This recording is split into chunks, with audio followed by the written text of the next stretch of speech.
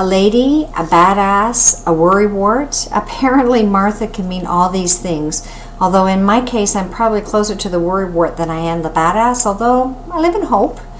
I've always known that I was named after one of my dad's favorite aunts. Martha Attridge was one of 6 kids. So there was Martha, Elizabeth, Hester, Hannah, my grandfather John, and Rufus, who I'm kind of glad wasn't my namesake. And my dad was a sensitive New Age guy, kind of before that was a concept. And so he didn't talk about his aunt a lot, and she died before I was born, but I've always had this sense that she was probably very, very kind. My middle name is Carolyn, and I've always loved it. And in fact, when I was little, my parents used to call me Martha Lynn, and you can always tell, I always know the folks who've known me since I was a child, because they still call me that.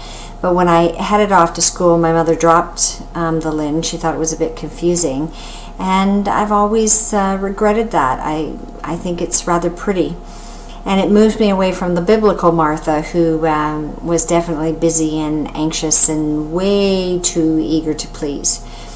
However, like my red hair, I've kind of grown into my name, and I might not be a badass, but I'm working on not taking crap from anybody, which according to the Urban Dictionary is what that kind of Martha means.